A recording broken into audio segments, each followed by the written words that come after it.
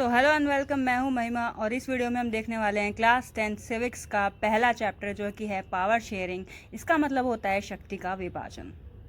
इस चैप्टर में हम जानेंगे कि शक्ति का विभाजन क्यों आवश्यक है, मीन्स किसी भी कंट्री के लिए डिवीजन ऑफ पावर कितना इंपॉर्टेंट है, और साथ ही साथ डेमोक्रेसी के अंदर पावर को कैसे डिवाइड किया जाता है ये जानेंगे। और इसके अलावा कॉन्सिक्वेंसेस कि अगर डिवीजन ऑफ पावर नहीं होगा तो क्या होगा। इस चैप्टर के अंदर दो कंट्रीज़ के सिस्टम की बात हुई है, ठीक है, जो कि है बेल्जियम और श्रीलंका। दोनों ही काफ़ी छोटी कंट्रीज़ हैं। सबसे पहले हम पढ़ेंगे बेल्जियम के बारे में, जो कि एक स्मॉल कंट्री है यूरोप के अंदर, ठीक है, और ये अपना बॉर्डर शेयर करती है फ्रांस, नीदरलैंड, जर्मनी और लग्जमबर्ग के साथ। अब बेल्जियम को ना हम हरियाणा, जो हमारा स्टेट है ना एक हरियाणा, उसके साथ कंपेयर कर सकते हैं। माने कि अगर एरिया वाइज देखा जाए तो मतलब इतना छोटा कंट्री है वो, ठीक है, जितना हमारा एक स्टेट है, और उसकी पॉपुलेशन कितनी है, सिर्फ 1 करोड़। अगर हम बेल्जियम के मैप को ध्यान से देखें तो उसमें जो ऊपर वाला रीजन है ना, उसको हम कहते हैं फ्लैमिश रीजन, और ये कितना परसेंट है, ये 59% है। और ये लोग कौन सी भाषा बोलते हैं, ये लोग बोलते हैं डच भाषा। और जो नीचे वाला रीजन है वो है वेलोनिया रीजन, और ये है 40%, और इसमें बोलते हैं फ्रेंच लैंग्वेज। तो बाकी बचे 1% लोग हैं ना, वो बोलते हैं जर्मन लैंग्वेज। अब आ जाते हैं इसकी कैपिटल पे, मींस बेल्जियम की कैपिटल क्या है, ब्रुसेल्स, और जो कि है छोटा सा एक रीजन सेंटर में बेल्जियम के, ठीक है। ब्रुसेल्स के अंदर है 80% फ्रेंच लैंग्वेज स्पीकिंग पीपल और 20% डच भाषा बोलने वाले लोग। देखो अब इससे हमें क्या पता चलता है, इससे हमें पता चलता है कि कंट्री में जो मेजॉरिटी है ना वो तो डच स्पीकिंग लोगों की है, मगर कैपिटल के अंदर जो मेजॉरिटी है वो किसकी है, फ्रेंच स्पीकिंग लोगों की। फ्रेंच और डच के बीच में अब होगा टेंशन का माहौल। क्यों? क्योंकि कंट्री में मेजॉरिटी किसी और की है और कैपिटल में मेजॉरिटी किसी और की है। तो ऐसा मैं नहीं कह रही, ऐसा चैप्टर में लिखा हुआ है कि टेंशन का माहौल क्रिएट ऑटोमेटिकली होगा ही। दो अलग अलग कल्चर और रीजन के लोग एक साथ कम्युनिटी में आते हैं तब, ठीक है। तो एक कम्युनिटी दूसरी कम्युनिटी को सप्रेस करने का ट्राई करती है, ठीक है। अब इसमें क्या है कि फ्रेंच स्पीकिंग कम्युनिटी जो थी ना वो काफ़ी रिच और पावरफुल थी, तो वो क्या करती थी, जो डच स्पीकिंग कम्युनिटी थी उसको दबाने की कोशिश करती थी। और ऐसा पाया गया कि जो डच स्पीकिंग कम्युनिटी है ना वो इकोनॉमिकली काफ़ी डेवलप नहीं हो पाई थी, माने कि उनका एजुकेशनल भी ज़्यादा उनको बेनिफिट नहीं हुआ था, वो काफ़ी स्लो डेवलप कर रहे थे। इसका मतलब वो फ्रेंच वालों से पीछे थे। अब खुद ही सोचो, जब एक कम्युनिटी को ज़्यादा बेनिफिट होगा और दूसरी को बिल्कुल ना के बराबर होगा तो टेंशन का माहौल तो क्रिएट होगा ही ना। अब टेंशन का माहौल कब से कब तक, 1950s से लेके 1960s तक दोनों कम्युनिटी के बीच में काफ़ी ज़्यादा टेंशन्स बढ़ने लग गई। और जो कैपिटल थी ब्रुसेल्स, उसमें भी टेंशन का बहुत ज़्यादा माहौल हो गया। अब आ जाओ अकोमोडेशन इन बेल्जियम पर कि इसके अंदर क्या लिखा हुआ देख लेते हैं। अब टेंशन जैसे जैसे बढ़ रही थी तो गवर्नमेंट ने पाया कि हमें अपने कॉन्स्टिट्यूशन में बदलाव करने की ज़रूरत है ताकि हमारी कंट्री में शांति बनी रहे और दोनों कम्युनिटी के बीच में लड़ाई ना हो।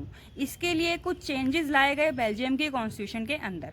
अब हम देख लेते हैं वन बाय वन। जो सबसे पहला चेंज था वो था number of Dutch and French speaking ministers shall be equal in the central government.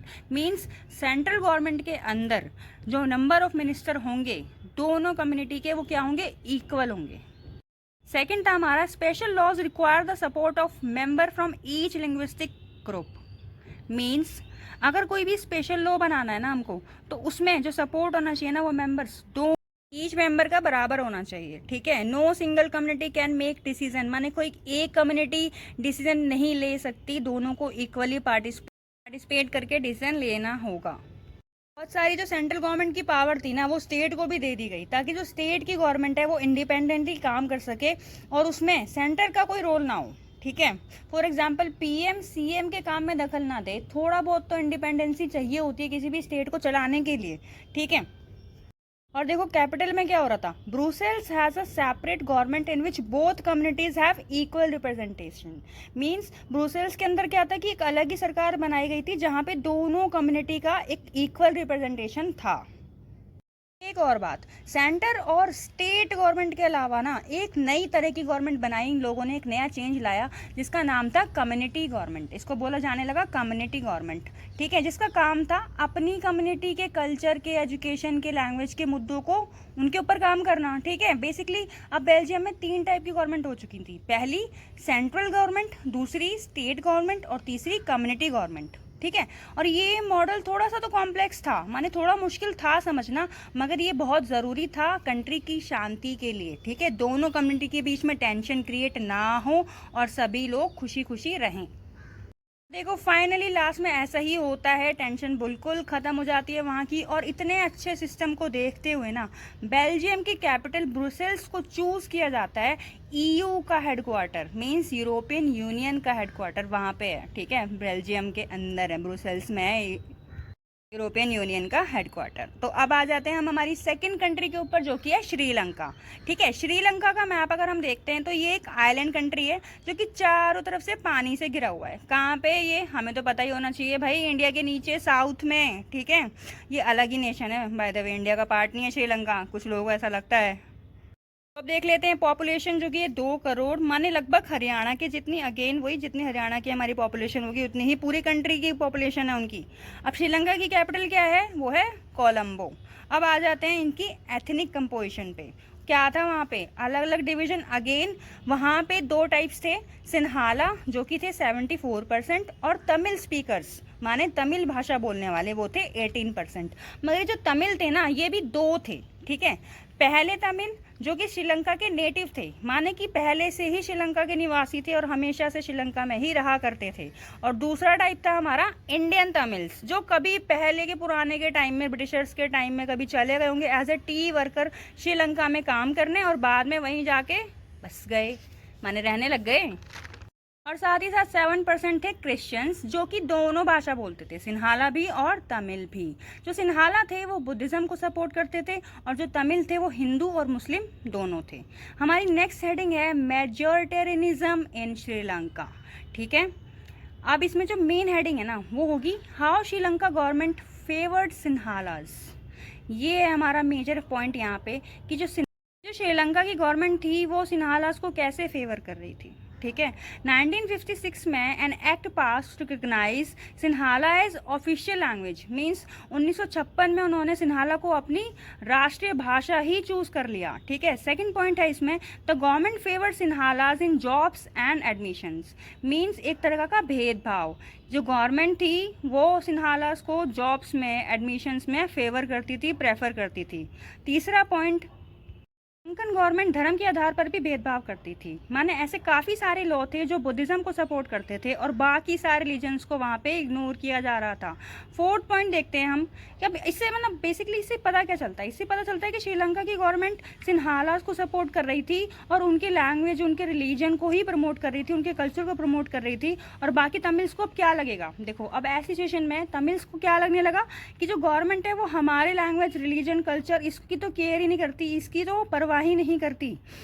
और साथ ही साथ उनको फील होने लगा कि उनके फंडामेंटल राइट्स भी छीने जा रहे हैं। For example right to equality, क्योंकि सोसाइटी में उनको बराबर का अधिकार मिल ही नहीं रहा था, उनको खुद से ही स्टेप लेने थे। अब भाई क्या किया उन्होंने? सबसे पहले तो अपनी पॉलिटिकल पार्टी बनाना शुरू कर दी और साथ में ही गवर्नमेंट से डिमांड्स करना शुरू कर दिया। क्या क्या डिमांड्स थी उनकी? उनकी पहली डिमांड थी कि तमिल लैंग्वेज को ऑफिशियल लैंग्वेज बनाया जाए, नहीं तो एक सेपरेट रीजन, एक सेपरेट गवर्नमेंट बनाई जाए उनके लिए। और तीसरी डिमांड क्या थी? साथ में इक्वल अपॉर्चुनिटी मिलनी चाहिए, जैसे कि सिन्हालास को मिलती है बिल्कुल वैसे ही तमिल्स को मिलनी चाहिए, ठीक है। मगर गवर्नमेंट तो अगेन उनकी एक भी डिमांड नहीं मानी और कुछ भी उनकी कोई सुनवाई नहीं हुई, ठीक है।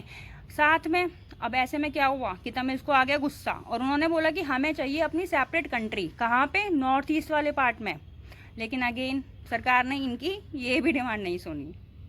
भाई ऐसे में दोनों कम्युनिटीज़ के बीच में बहुत ही ज़्यादा टेंशन का माहौल क्रिएट हो गया और साथ में ये माहौल बदल गया सिविल वॉर में और वहाँ पर शुरू हो गई सिविल वॉर। और ऐसे में हज़ारों लोगों की मौतें हुई और काफ़ी लोगों को देश छोड़ के जाना पड़ा। इससे श्रीलंका को सोशल इकोनॉमिकली बहुत ज़्यादा लॉस हुआ। अब सोचो खुद ही, जहाँ पे वॉर होगी वहाँ पे लॉसेस तो होंगे ही ना। तो हमने यहाँ पे क्या पाया? हमने देखा कि अनलाइक बेल्जियम, श्रीलंका की स्टोरी की एंडिंग तो बहुत ही ज़्यादा ख़राब हुई। जैसे बेल्जियम में लोग हंसी खुशी रह रहे थे रेफरेंडम और चेंजेस के बाद, श्रीलंका की गवर्नमेंट ने ऐसा कुछ भी नहीं किया। हालांकि दोनों देशों की जो स्टोरी है वो ऑलमोस्ट सिमिलर है, मगर फिर भी श्रीलंका में क्या हुआ? सिविल वॉर हुआ। क्यों? इसका सिर्फ एक आंसर। ऐसा क्यों हुआ?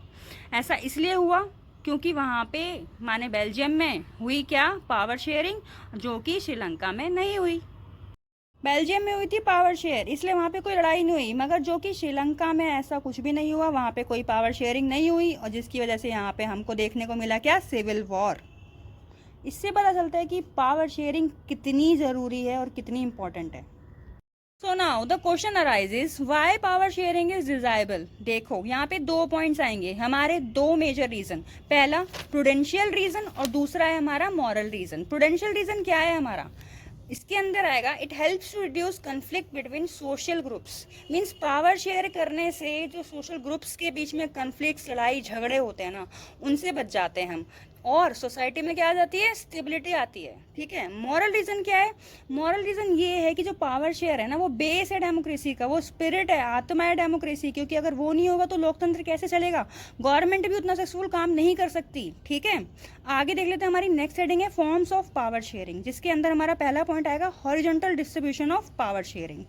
भाई इसके अंदर है, गवर्नमेंट की पावर को सेम ही लेवल पर अलग अलग डिवाइड किया जाता है। ठीक है, अलग अलग ऑर्गन्स में, जैसे कि पहला लेजिस्लेटिव, दूसरा एग्जीक्यूटिव और तीसरा जुडिशरी। ठीक है, ये तीनों इक्वल हैं, मींस इनके पास पावर्स तो बराबर है, मगर इन तीनों के काम अलग अलग हैं।